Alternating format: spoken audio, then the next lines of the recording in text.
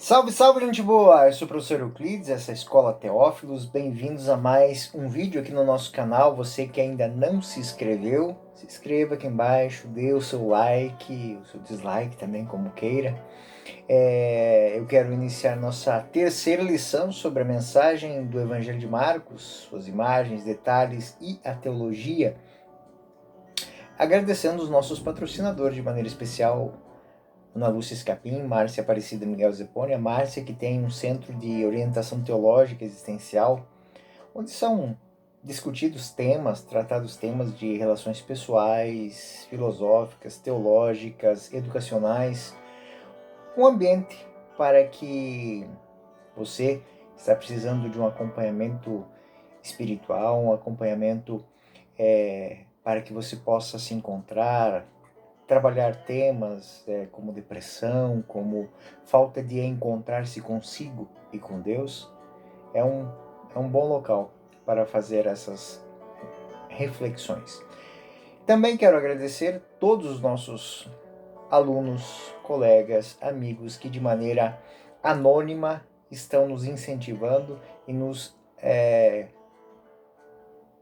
conduzindo cada vez mais a produzirmos esse material de estudo bíblico e teológico. Muito obrigado. Bom, vamos à nossa aula de hoje. Você que está chegando hoje pela primeira vez no canal, lembre-se que aqui embaixo, na descrição do vídeo, está o link do material de estudo que nós apresentamos neste tema.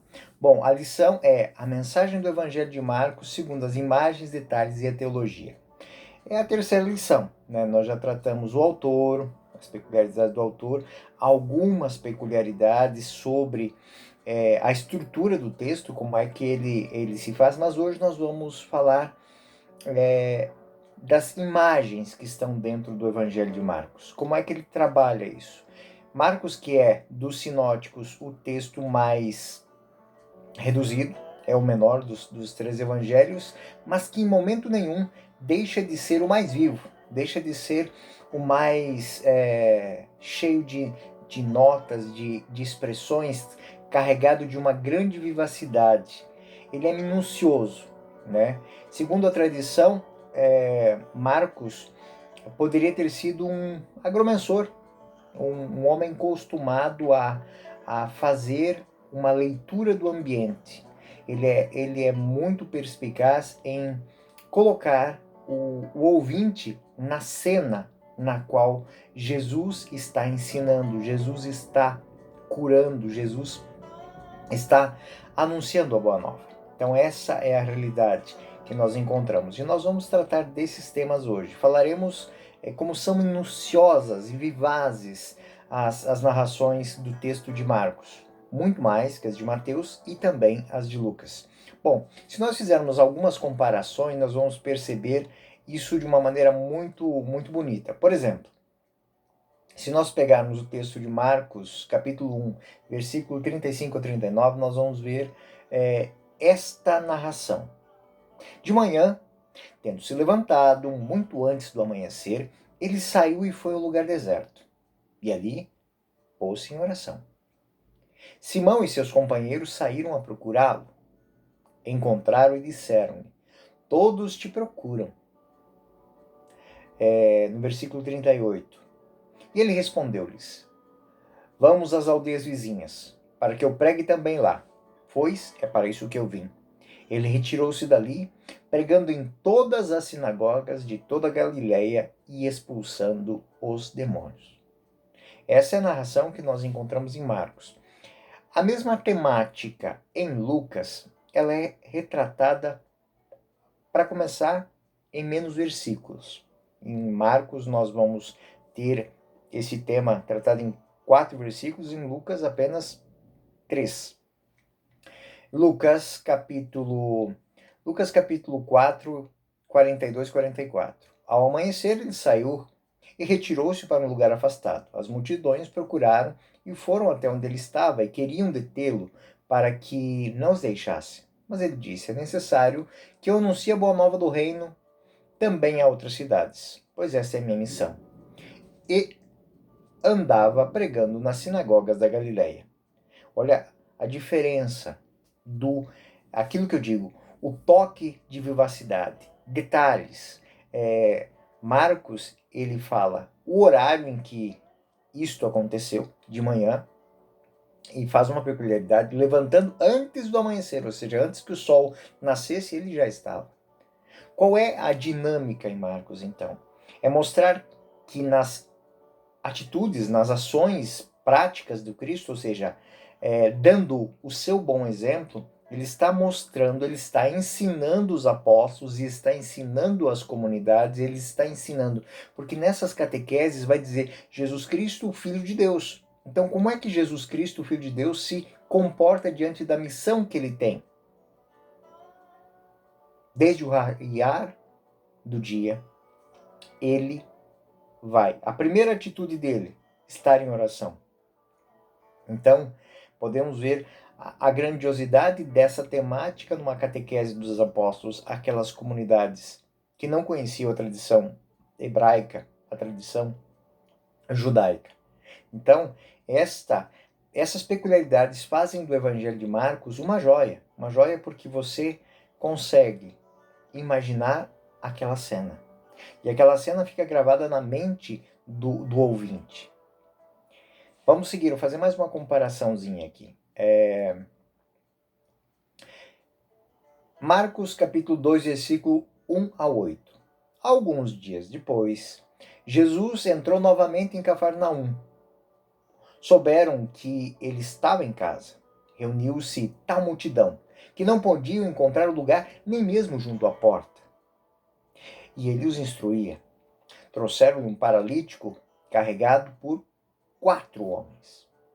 Como não pudessem apresentá-lo por causa da multidão, descobriram o teto em cima do lugar onde Jesus estava e, por uma abertura, desceram o leito que jazia o paralítico. Jesus, vendo-lhes a fé, disse ao paralítico: Filho, perdoados te são os pecados. Ora, estavam ali sentados alguns escribas, que diziam-se uns aos outros: Como pode este homem falar assim? Que blasfema! Quem pode perdoar os pecados senão Deus? Mas Jesus, penetrando os seus espíritos, nos seus íntimos pensamentos, disse-lhes: Por que pensais isto, vossos corações? Que é mais fácil dizer ao paralítico: Os pecados são perdoados, ou dizer: Levanta, toma o teu leito e anda. Ora, para que conheçais o poder concedido ao Filho do Homem sobre a terra, disse ao paralítico: Eu te ordeno, levanta, toma o teu leito e vai para a tua casa. No mesmo instante, ele se levantou, tomando o leito, foi-se embora à vista de todos. A multidão inteira encheu-se de profunda admiração e puseram-se a louvar a Deus, dizendo: Nunca vimos coisa semelhante. É quase como se a gente estivesse narrando um filme, narrando uma cena descrevendo. É muito viva. Pode-se ver a cena, aquelas 4 pessoas passando com um homem num leito. Imagine a cena, abrindo o teto e descendo aquela pessoa. O simples fato da narração ser construída desta maneira, sem artifícios, ela faz com que os interlocutores não só compreendam a cena, mas a fixem na sua memória. Esta é a grande riqueza de Marcos. Se nós formos comparar a mesma cena sendo narrada por Mateus, por exemplo, Jesus tomou de novo a barca, passou o lago e veio para a sua cidade. Ou seja, a cidade do lago era Cafarnaum. Notem-se que Marcos já disse o nome da cidade, porque os judeus sabiam que a cidade do lago é Cafarnaum, mas os interlocutores do Evangelho de Marcos não sabiam, então ele dá o nome da cidade. Já vimos isso na outra aula, ou seja, ele dá a noção, ele dá a localização, ele explica, ele mostra, ele desenha, né? Eis que lhe apresentaram um paralítico estendido numa padiola. Jesus, vendo a fé daquela gente, disse ao paralítico: Meu filho, coragem, teus pecados te são perdoados. Ouvindo isso, os escribas murmuraram entre si: Este homem diz blasfema? Jesus, penetrando os pensamentos, perguntou-lhes: Por que pensais mal em vosso coração? Que é mais fácil dizer: Teus pecados são perdoados, ou levanta-te e anda? Ora, para que saibais que o Filho do Homem tem na terra o poder de perdoar os pecados. Levanta-te, disse ao paralítico, toma a tua maca e volta para a tua casa. Levantando-se aquele homem, foi para a sua casa. E vendo isso, a multidão encheu-se de medo e glorificou a Deus por ter dado tal poder aos homens. É a mesma cena. Porém, ela é dita de uma maneira que, ao ser narrada de Marcos, é claro que ela é muito mais viva, ela é muito mais detalhada, ela apresenta mais traços, que para a comunidade que está sendo catequizada pelos apóstolos tem um valor fundamental. Ou seja, ele está colocando algo aqui que até então, para um judeu, não é muito usual. Que existe uma necessidade de que cada um, ou seja, o auxílio mútuo no encontrar-se com a graça. Quem são os quatro? Se eu estivesse lá, quem são as quatro pessoas que vão te apresentar diante de Deus? Quem são as pessoas que te trouxeram aqui para ouvir o evangelho do dia de hoje? Quem são as pessoas que estão te instruindo na fé? Quem são as pessoas que estão curando a tua paralisia? Quem são as pessoas que estão te apresentando diante de Deus e intercedendo por você para que você alcance o perdão dos pecados? Toda essa dinâmica é conduzida, é muito rica em Marcos para as catequeses. O Filho de Deus tem poder de perdoar os pecados. E isso é para todos, até mesmo para aqueles que não conseguem ir até ele sozinho. Basta que a fé dos que estão ao seu redor encaminhem esta pessoa até ele. E ele, olhando a fé deles, esta cena é uma cena muito interessante, porque esta cena é a cena que vai justificar tantas coisas na nossa maneira de viver a fé hoje. Ou seja, é na fé dos pais que são batizados os filhos, que levam no colo, como os paralíticos é levado na padiola, na liteira, até diante de Jesus, para que ele receba a graça. É muito rica. E tudo isso se dá por quê?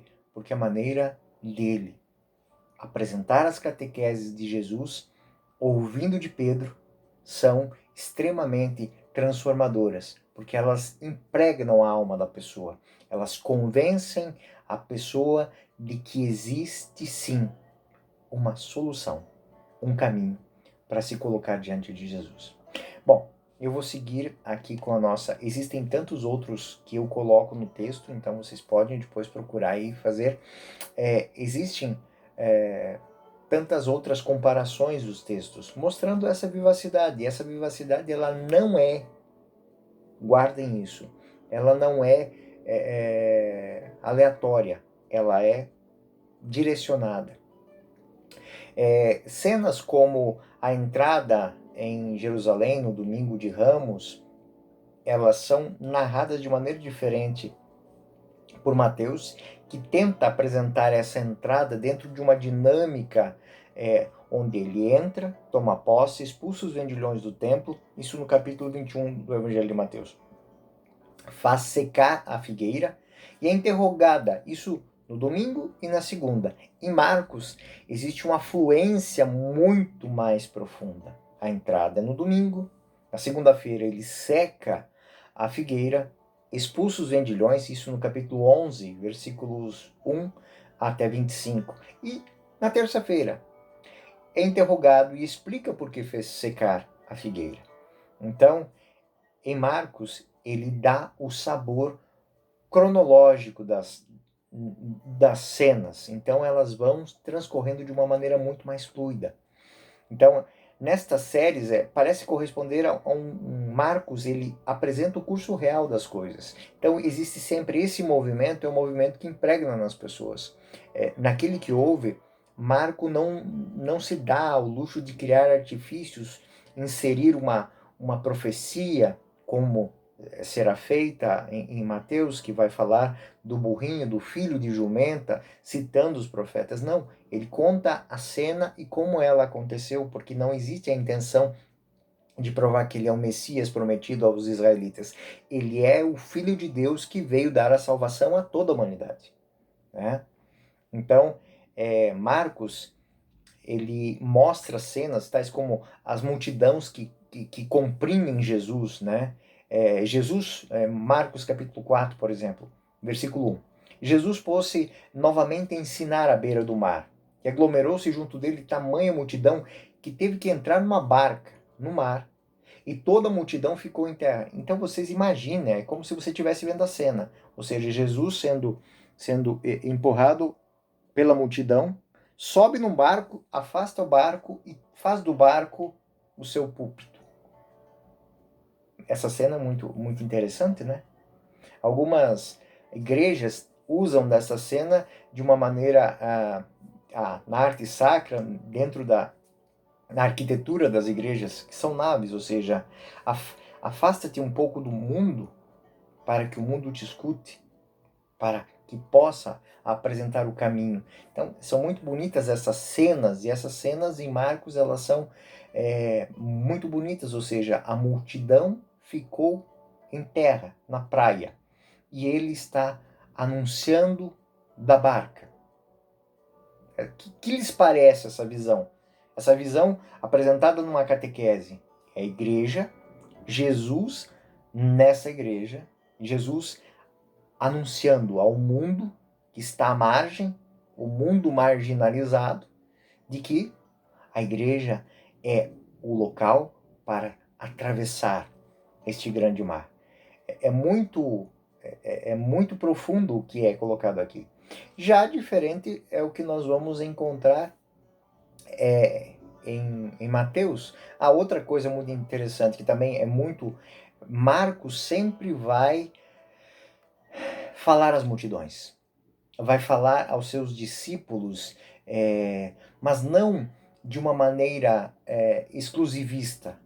Ele fala para que o que ele diz seja anunciado, seja propagado a plenos pulmões. Marcos capítulo 4, versículo 41. Eles ficaram penetrados de tão grande temor e cochichavam entre si: quem é este a quem o vento e o mar obedecem? Ou seja, o que eles experimentam, eles partilham entre eles. Versículo 32 do capítulo 10. Estavam a caminho de Jerusalém e Jesus ia diante deles. Ou seja, ele é quem vai na frente. Estavam perturbados e seguiam com medo. E tomando novamente a si os 12, chamou para eles. Começou a dizer-lhes as coisas que deviam acontecer. Então, diante do medo dos apóstolos, ele chama eles para si e anuncia. Se a gente for comparar, Jesus falando aos apóstolos, como é que Jesus fala aos apóstolos em Mateus? Subindo para Jerusalém, durante o caminho, Jesus tomou à parte os 12 e disse, ou seja, tirou-os do meio da multidão e falou para eles. Mateus 20, 17. Você vai encontrar essa citação que eu disse. Lucas 18, 31 é novamente essa dinâmica. Em seguida, Jesus tomou à parte os 12 e disse, eis que subimos a Jerusalém. Tudo que foi escrito pelos profetas a respeito do homem, do Filho do Homem, será cumprido. Então, existe essa dinâmica.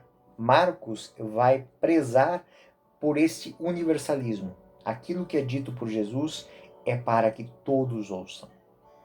Não existem barreiras.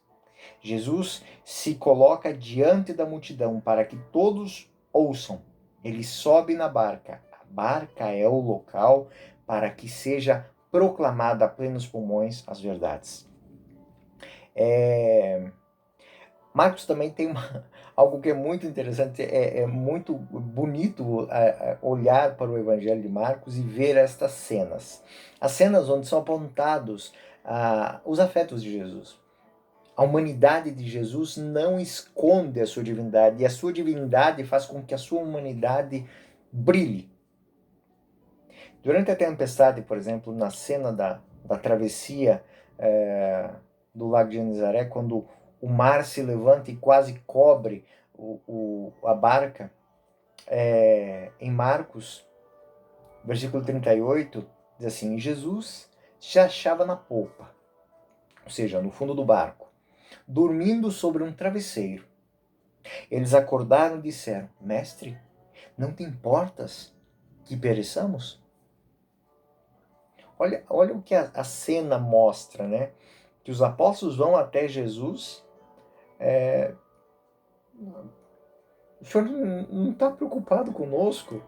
É uma cena muito, muito tocante. Em Mateus, por outro lado, de repente, desencadeou-se no mar uma tempestade tão grande que as ondas cobriam a marca.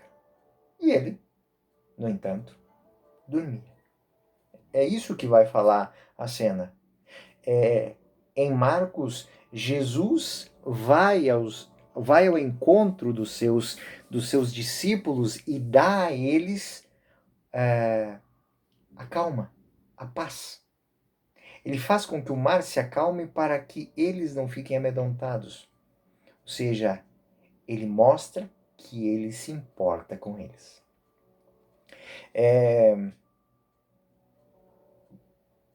Marcos refere-se muitas vezes também a números.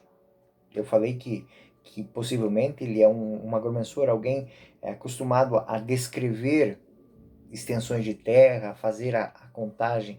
Então, Marcos, eu já citei isso hoje, trouxeram um paralítico carregado por 4 homens. É o único que cita isso, né? Mateus não vai citar, vai falar apenas que havia um paralítico que foi trazido numa padiola. E Lucas, é interessante que apareceram algumas pessoas trazendo num leito um homem paralítico. Em Marcos, diz que a pessoa foi trazida, como foi trazida, quem trouxe e o que fizeram por aquela pessoa. Então tudo isso existe. As poucas vezes que Mateus, por exemplo, cita esses números, ele cita por um motivo muito especial. Marcos também citou, por exemplo, a hora que Jesus foi crucificado, ou seja, a hora terça, né? Até a hora terceira, a hora que ele foi crucificado. Então, em Mateus e em Lucas não é dada essa hora.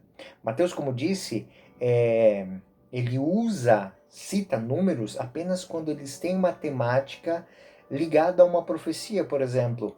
A uma profecia, a um valor, algo que está para os judeus como uma prova de que Jesus é o Messias prometido. Mateus 26:15, se a gente for comparar. Eis que quereis dar-me, e eu vos entregarei.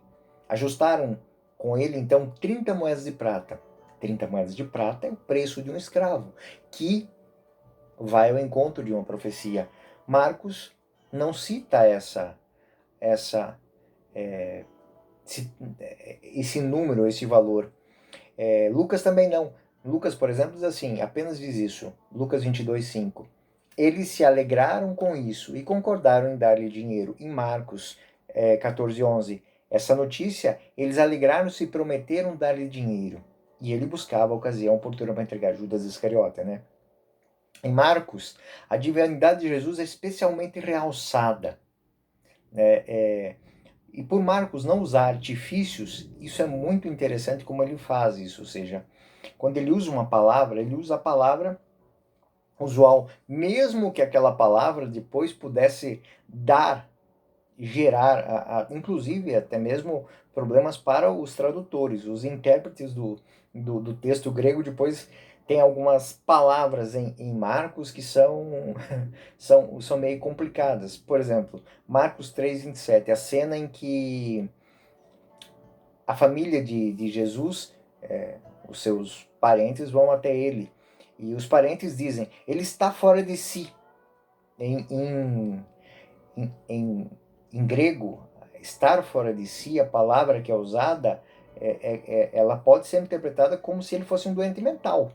Embora o verbo exeste, grego, significa estar fora de si, ou seja, sair das normas habituais da vida. Ou seja, explica o fato de Jesus, em função da sua missão, não se permitir encontrar tempo nem mesmo para comer, ou seja, ele está focado na sua missão. Ele está focado na obra da redenção. Marcos 10:18, o qualificativo de bom, só Deus é bom. Parece que não se encaixa para Jesus. Só Deus é bom, ou seja, eu não sou Deus, então eu não sou bom. Não é isso que Marcos quer. Ele quer que o jovem, ou seja, quer que a pessoa que está tomando conhecimento de quem é Jesus, do que Jesus veio fazer, não tome não tenha essa ideia por imposição. Ou seja, vendo que Jesus está acima dos outros homens, o próprio jovem se deu conta de que ele era Deus. Marcos capítulo 6, versículos 5 seguintes, lê que Jesus não fez milagres em Nazaré. Ou seja, a humanidade de Jesus ela é ressaltada. Ou seja, a divindade e a humanidade, elas combinam-se ao ponto de que, na sua cidade, diante dos seus, Jesus não impõe nem mesmo o bem. Ou seja, ele lhes propõe a salvação, mas não lhes impõe a salvação. Então, isso é uma mudança de dinâmica muito importante para a teologia das catequeses, ou seja, Jesus veio para todos, mas tem que querê-lo. Não é simplesmente porque estamos dizendo, você tem que fazer a experiência de Deus. Vinde e vede, é o que nós encontramos no chamamento dos 12. Vinde e vede. Ou seja, faça a experiência, caminha com ele. Marcos 13:32 também é muito interessante porque Jesus, ele está tão focado na sua missão que existe uma cena em que ao Filho do Homem não cabe saber do juízo final, ou seja, não fica se preocupando com o fim do mundo, viva o teu dia agora. Então, dentro da catequese de Marcos, do Evangelho, Jesus não quer que as pessoas se preocupem com o fim, mas com o seu dia a dia, com hoje. É viver a salvação hoje, viver o anúncio hoje, estar diante de Deus hoje. Essa é a grande dinâmica. E essa grande beleza em Marcos, que ele não usa artifícios para isso.